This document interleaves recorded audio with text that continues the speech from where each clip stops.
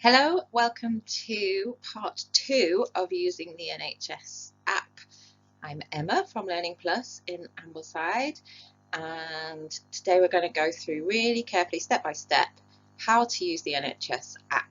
So this is part 2. In part 1, we've installed it and set it all up, connected with our NHS profile.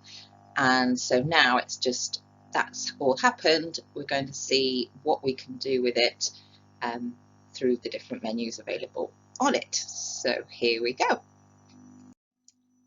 So just to remind you, the NHS app allows you to reorder prescriptions, access hospital appointments and referrals, connect with your GP practice, and access your health records and medication history. It also has a whole library of health advice information and will allow you to connect to services such as 111 NHS. Okay, so if you've gone through all the steps of part 1, then you will have connected with the NHS to tell them who you are so that they can give you full access to all your medications and so on. And once you've given them that personal information, then they will check it against their records. And once they've checked it and are satisfied, then they will email you to say that you passed the check. So you get the email that looks like this saying you can now use your NHS login. So hooray, we're good to go. So we're going to find the app on our apps, and the app symbol looks like this one here with NHS in the blue. Once we tap on that, it brings up a login screen, which you've got 2 choices on. If you set up your fingerprint, then it's going to bring up this little window here. And if you tap your finger on your sensor, then it will let you into the app. If you've not got that set up, then you're going to click on Continue with NHS Login further down, and that's going to ask for your email address and your password, which you will have set up when you are installing it. And that brings up the welcome screen once you've logged in. These are all the different sections. So you've got messages, health advice, book and manage appointments, order a prescription, view your health record, and there's other things you can do, such as managing your organ donation decision. We're going to go through each of the icons that are on the bottom of the screen. They're always available on any screen, so you can easily navigate between the different sections, and we'll just go through each one by one so you can see what's available in each section. Okay, so we're going to look at the advice section. This is the stethoscope shown in the bottom corner.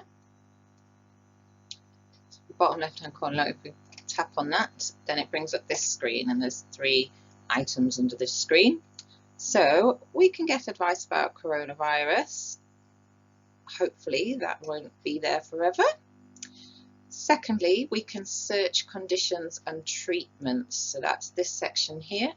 When we tap on that, it brings up a health A to Z. So you can, if you want to look up eczema, then you're going to click on the E and find eczema under the list there. Everything's in alphabetical order. There is a lot of conditions you can find out information about in there. And then thirdly, the other thing you can do is get some urgent assistance through NHS 111 online. So that's clicking on this section here, and it takes you through to that online service. At appointments, so that's this calendar symbol at the bottom. So if you tap on appointments, then you get these 2 options. So you've got GP surgery appointments and hospital and other appointments. Now, with the GP one, it does depend on your GP surgery, whether they're connected with this and whether they're using it. But if you tap on GP appointments, then this is the screen that comes up. got a little coronavirus warning at the top there at the moment, but below that you've got the option of book an appointment, upcoming appointments, or past appointments. And if you have any of those and your GP surgery is working with it, then you can you will see them there. Obviously I don't. When I click on book an appointment at the moment, it doesn't do it. It just tells me that my GP surgery is not available right now. So it does depend on your GP surgery whether it's connected with it. And it's a similar story with the hospital and other appointments. It will come up with the same information on there. Okay, so next we're going to move on to prescriptions. So that's a little medicine bottle image at the bottom there. So when we tap on that, then we can see our prescriptions. So you can either just tap straight on order a repeat prescription there, and that will give you your options of what repeat prescriptions you've got available to you. Now, I do know that Ambleside Surgery do use this function, and if you click on view your orders, then this is the screen you get showing. So you've got different medications available to order. I don't happen to have any repeat prescriptions that I have, so it just shows it as nothing. Okay, and then finally we're going to look at what it says under the Your Health tab. So it takes you to your GP health record. I haven't screen grabbed my GP health record to show you here, but when you tap on that, it gives you an indication of what medications you've had in the past. So if you're wondering what medication you were on last year or in the past, or whether you've ever had a particular medication before, then you can look that up on there.